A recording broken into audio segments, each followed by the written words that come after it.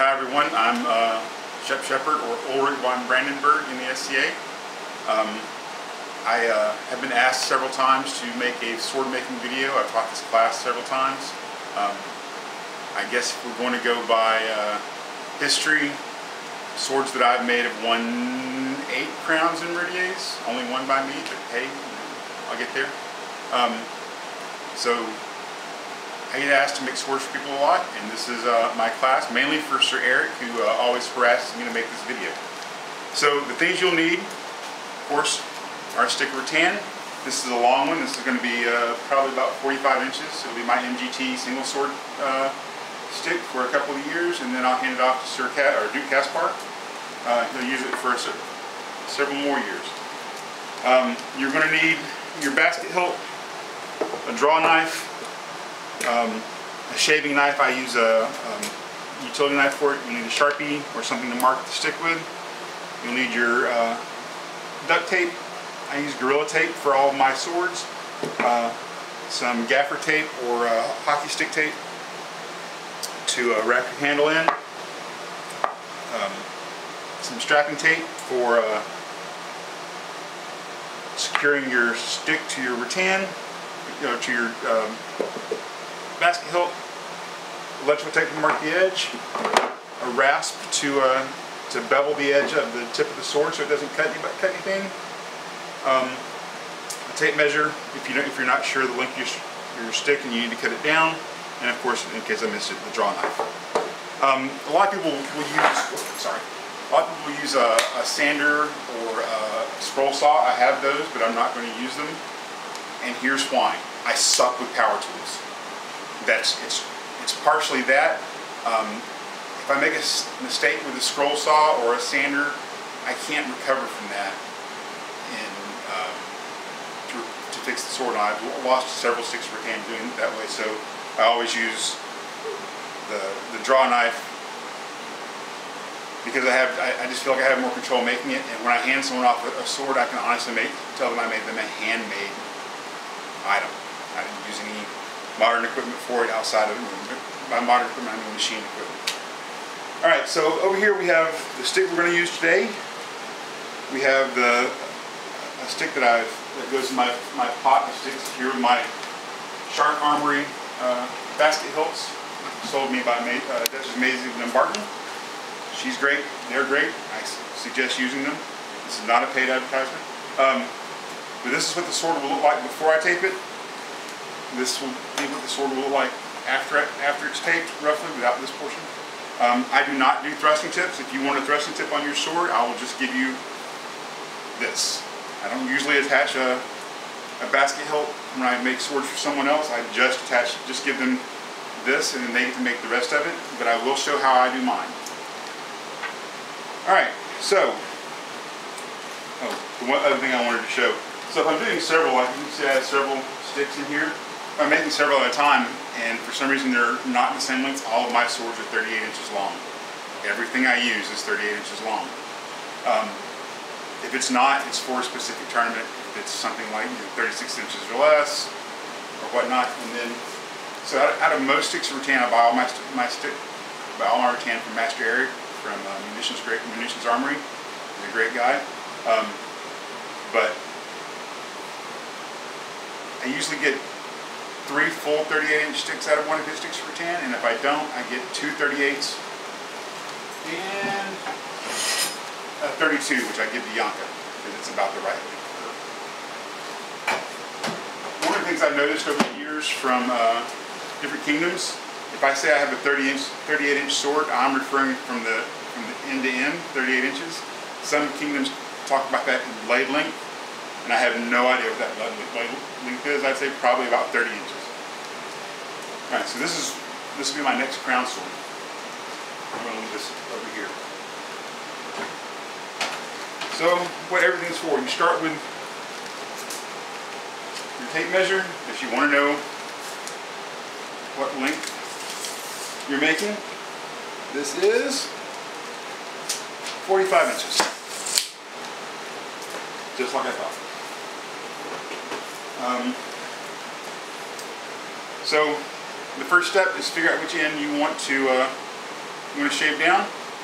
And that starts with just gripping the sword at the grip point, which is going to be about an inch up from the bottom, and see which way it feels better in your hand for weight. It's going to change a little bit.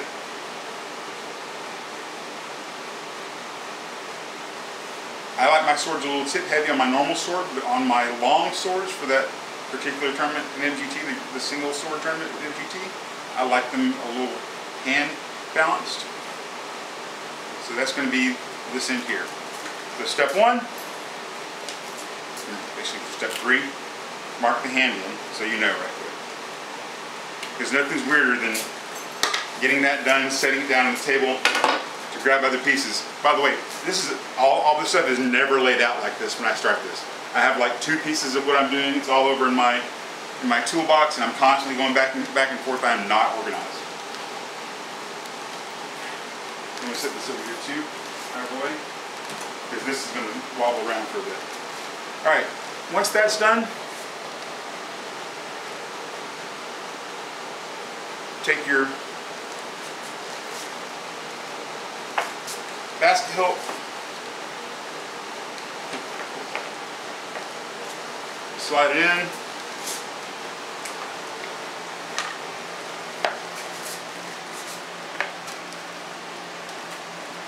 you can do this a couple of ways. Make sure it's even. I do that. And then I mark on the inside just where the top is. Once I've got the top marked, I know that's where my cut's going to start.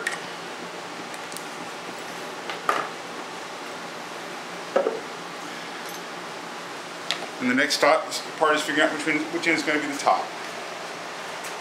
You're looking at a couple of things. I'm going to move around here. So this rattan curves just slightly out. There's a slight curve to it, so you have to figure out how it's going to feel in your hand, and believe it or not, as you rotate it, each one is different. And I've got that right, actually. That's actually going to be the top, or it's going to be the back edge of the blade. So T, you'll notice when I'm holding this, goes for thumb. That tells me when I'm cutting it that this is the top or the thumb, and that's where that's going to sit. This is the same process for normal length swords. That means my cuts, I'm going to thin it on this side and this side.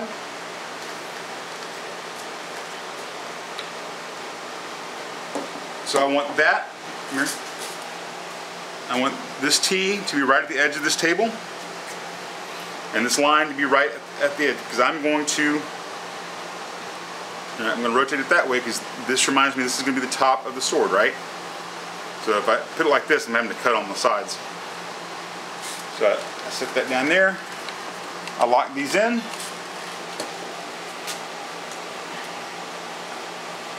Alright, now, I forgot to mention earlier, but my lovely wife, Graf and Katerina, is running the camera, and normally I would have her hold one end of this, or whoever was helping me or I was teaching would be holding one end of this, and I wouldn't have to do some of the contortion stuff that I'm going to have to do that I do when I'm making it by myself. Alright, so I just sharpened my draw knives this morning, so Master Seamus won't have to be upset with me for not, using dull draw knives. I have a couple. I have this wonderful one that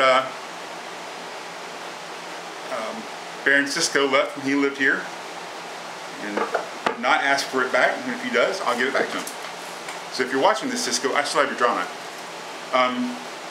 So the first step on this line, I take my draw knife, I set it on that line, and I just work it back and forth to create a cut into the fibers of the rattan, just to get me started. Because one of the hardest parts about this is to just get started into the cut. Alright. Now some of you folks who've never used a draw knife before are going to go, oh my god, he's pulling it towards me. That's how you use a draw knife. That's why it's called the draw knife. You draw it towards you. Right, so for starters, I take on my little portable table, because this is what I have, I take my shin and I lock it against the table so it doesn't pull towards me. Set my knife in that groove, and that pull too. Alright, you saw my my table swung around. That's why I said contortion stuff. This is the part where people freak out. Don't do this part at home if you can. If you have a better setup. I set my foot up here to keep it from moving. You'll also keep it from popping up. And yes, I take my stomach and I press against the stick to hold it in place. And just pull it to me gradually.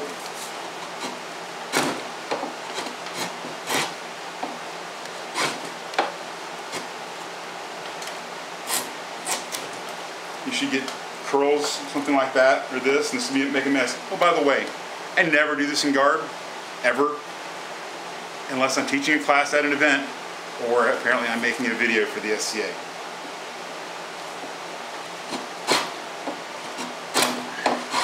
But the upside is, this doesn't actually take too long once you get it going. You can do this with skin rattan. I suggest you take a sander or something, or a rasp, and take the skin off the edges. You're gonna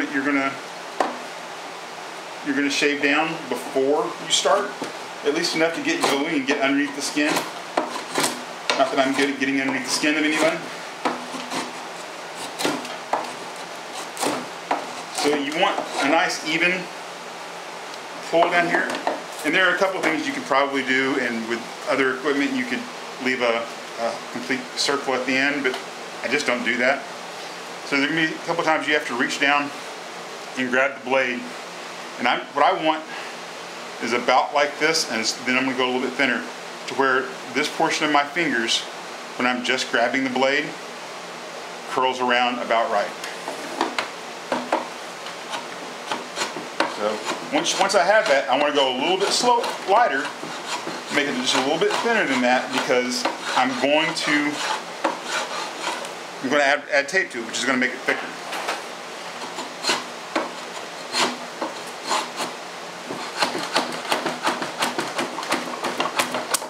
Alright, so that side's about right. Now you'll see a lot of folks that will leave this just a straight edge on this side and this side, and it kind of has this blocky feel to it. But I don't have my sword out here, and that's right, my regular sword out here.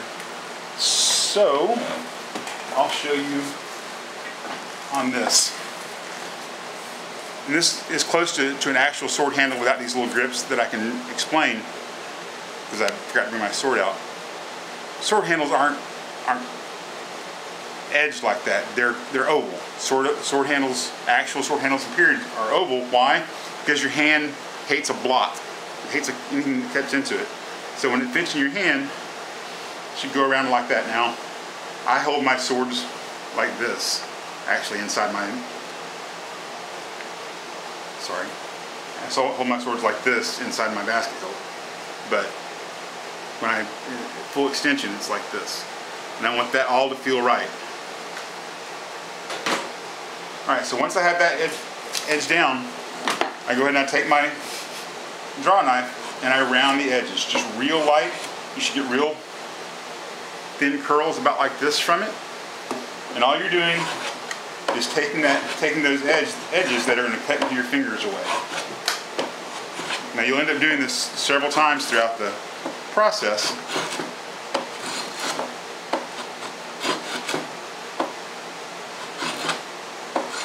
So when I'm not explaining this and I'm actually cutting, and I'm cutting like swords at a time, several swords at a time. All right, so now you've got this nice little rounded bit, and I'll smooth this out in a minute.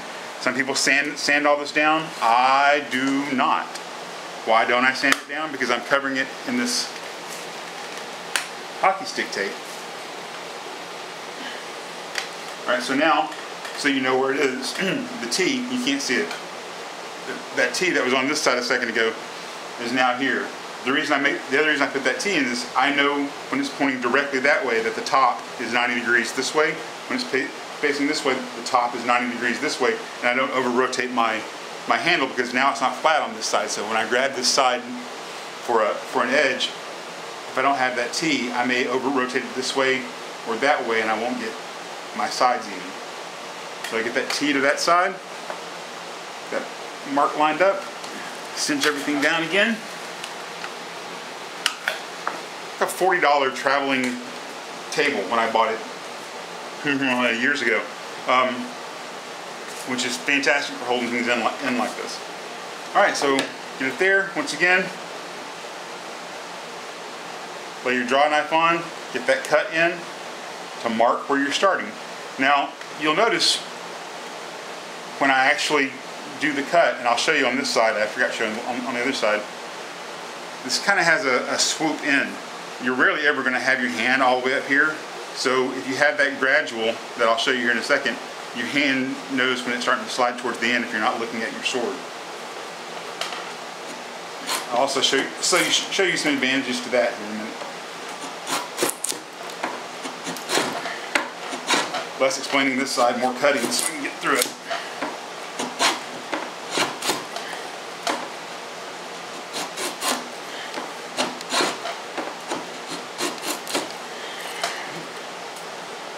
Almost. This is about right, but like I said, once you have it about right where it actually fits right in your hand, go just a little bit deeper to make up for that tape space.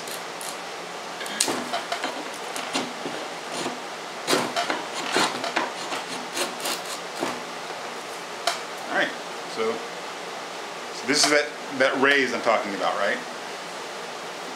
All right, so once again, once you have that, curl down your edges. You're just peeling off these little tiny things that'll cut into your hand. And we're going to do some more shaping with my utility knife here in just a second. If you have a whittling knife, you can use that. Alright, so that'll be it for the draw knife. That'll be it for the table until I get down to taping. Alright, so now we have the regularly shaped handle. The top end is going to be a little bit more round for me and those that I make it for. Now, if you were here and I was making this for you, I'd be handing it to you between every turn and letting you feel how you like it and tell me when it fit, and then I would shape it down just a little more. Alright, so a couple of things. So these handles, especially if you're using a plastic basket hilt, not quite so much room if you're using a Shark Armory, but you do if you're using a Buffalo Duke Garrett basket hilt. But not a lot of slide room in these, a little more in these. I will, in the midst of a fight, slide my hand up and down the handle to give myself either an inch less for a little choppier shot, or an inch more for a range shot. So this taper lets me know inside the basket without having to look when my hand has reached a certain point on the sword. Alright, so like I said, I don't sand, but this is a little gritty, and it's got some very small little, and you can't see them without feeling them. That's why you have to use your hand to feel. Some very small little ridges where I was making those curls. So I'm just going to smooth those down. I'm not really cutting much off this unless there's a raise or a bump. What I'm really just doing is kind of just planing it or smoothing it so that the rough edges, and if there's like this curl here, I want that gone, so I might just pull a little bit of that off.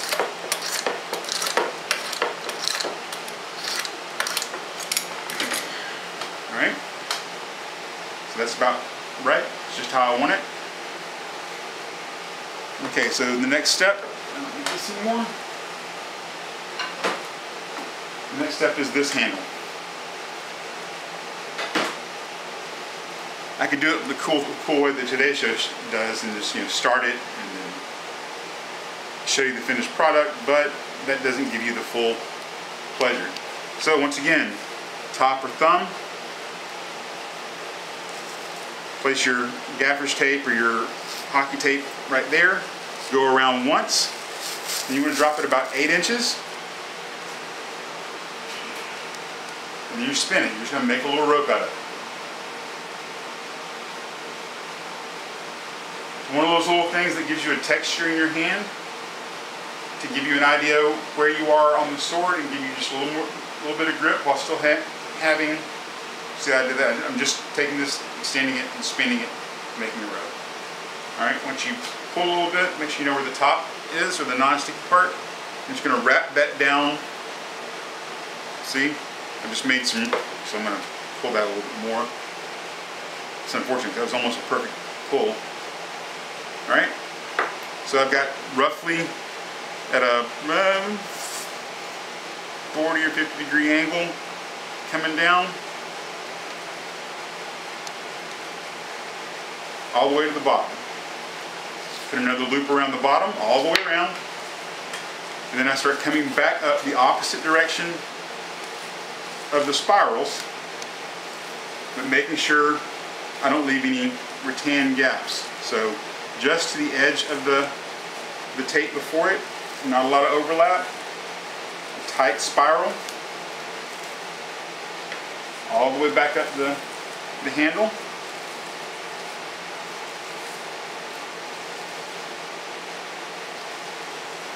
Until we get back to the top, tear it off.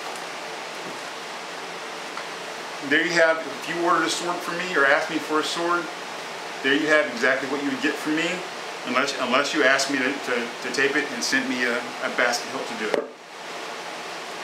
Alright, but assuming you didn't send me a basket, you did send me a basket hilt. And this is, I only do this for the plastic basket hilts.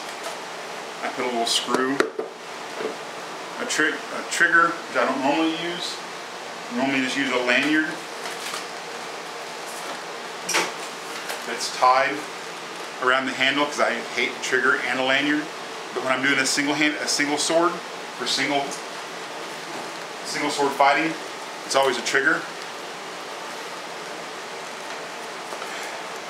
And if I do a trigger, I do a little, just fold it over, drill a little hole through. Once again, top goes to the thumb.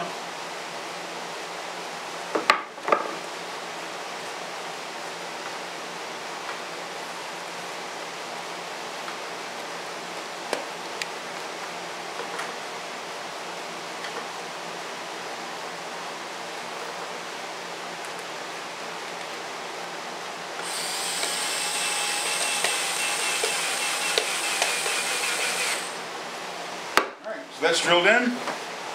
So now I know how this is going to feel before I even put tape on it. Something I would never use except in that particular tournament at MGT. Alright, so next step is the strapping tape. I don't use pipe clamps. I have some in my armor kit in case I need a quick repair or someone else bust one.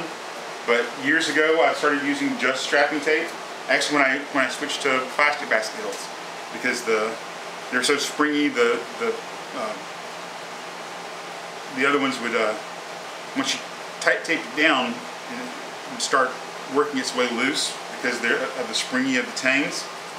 So I found that just taking some strapping tape, taping it down so it was kind of tight, and then again with the rope. It's going to say 8 inches, if that was 12. So I make that little rope. Find where the non-sticky side of the tape is. Take it around 3 or 4 times.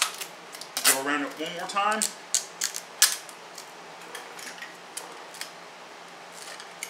Get that off.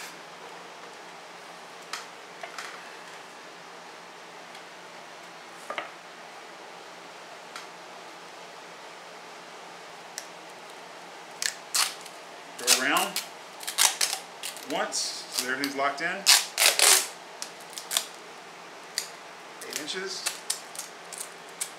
That was 7. There we go, that's it.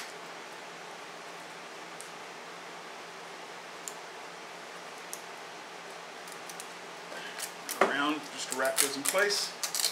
Once more around. And for those of you out of Kingdom, that's the last bit of strapping tape this sword will see. And I know that's surprising to some.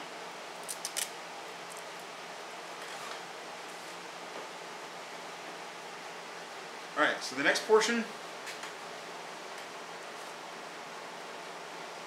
taping the sword. Alright, let's hope I can get this in one. So I use Gorilla Tape because I hate. There we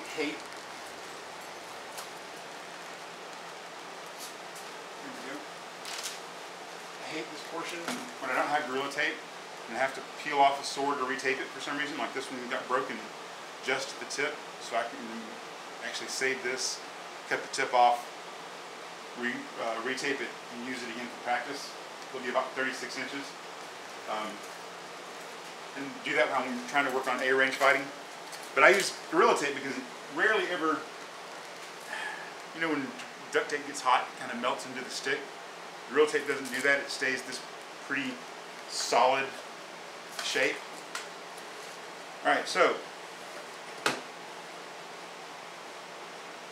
going to take this, just going to lay this on the edge of the stick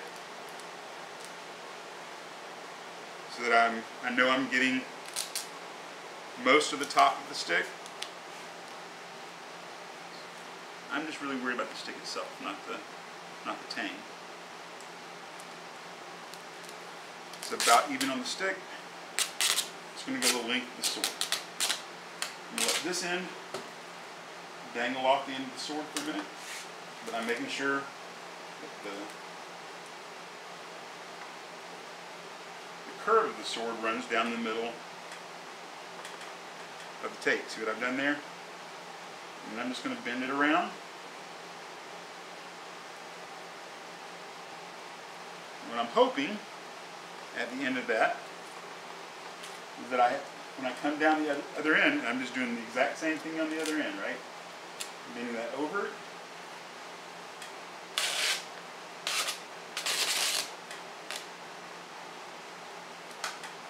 And coming down the other side. Whoop.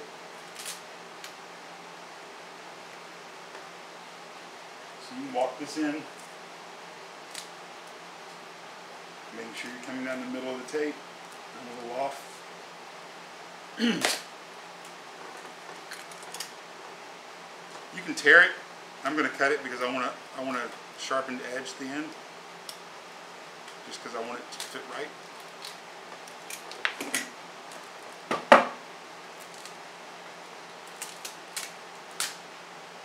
want it to come all the way down that, and end at the edge of the tang. Now, if I'm not using this built-up trigger, if I'm using one of the sharp Armory hilts, then I don't normally. I'll go all the way across the tang. Down the middle, fold it down, keep your air bubbles out. I left out a step. I'll show you on another stick here in a second. No.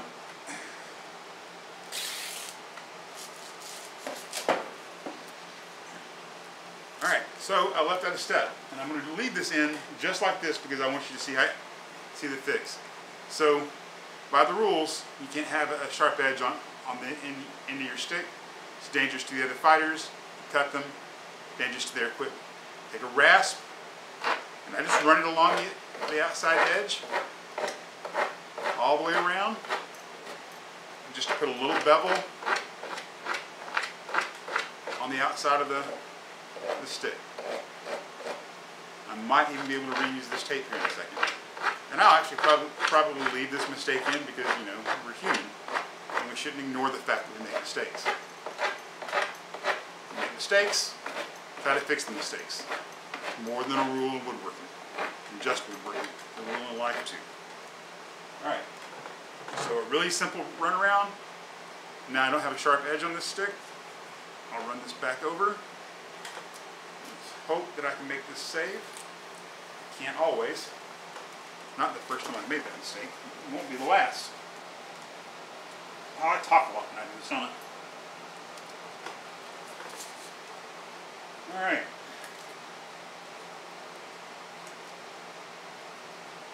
So, again, running it down the middle, and then from the tip in,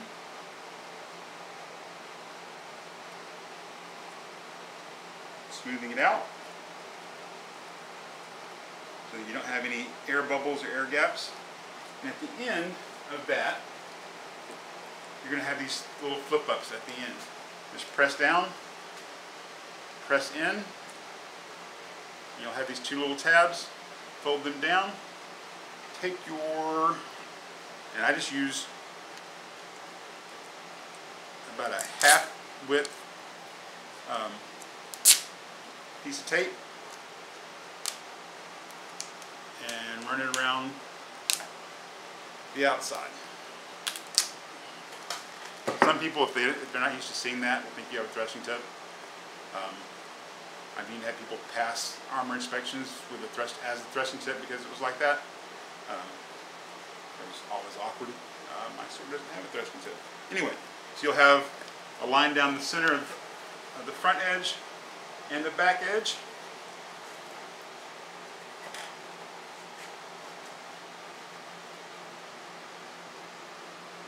Take your electrical tape. Yes, this is black and yellow sword. Black and yellow, you see a theme. And I run it the length of the sword. Now this I actually do start at the hilt.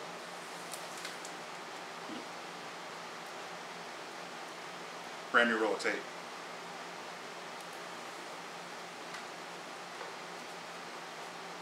Alright, now this will stretch.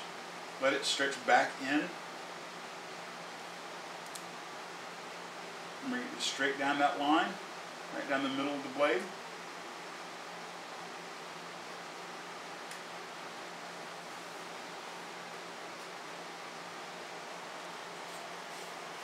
And then do this end. Once again, it'll stretch. So once you get it pulled out, bring it back in. You want a little bit of stretch to it, but not a lot. Just run it straight down the blade. And if you blade your stick right, you'll have a guide for making sure that you're running your blade right down the middle. All right. And I don't cut this. I just my thumb to it, pop it off. All right. Now, a couple of things. You've got blank here. You get untaped rattan, which is a no-no. So again, we had this bit here, right? It was just big enough for that. So take that and tear it off. It should be all you need for the back end of your sword. Should go around just enough so that you have it covered.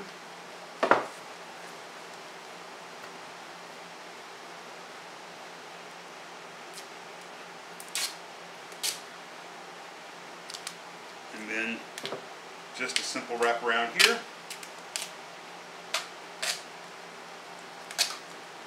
Tear that off. Tap it down. Now, one of the reasons for that is when you're ready to change your blade out or you want to retape it, this tape isn't the same as this tape, so you just find the edge, pull it off, and you're right there on at your strapping tape. So this is a sword that would normally, like I said, normally be used for MGT, and then it will go to Duke Caspar. And that's really it. It fits in your hand. Bring it in. You have these ridges here, and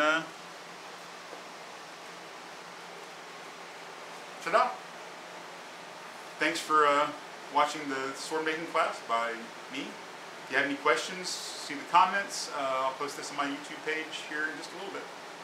Thanks, Katarina, for running the video, and thanks you all for watching. And there you go, Eric. Now stop bothering me about this.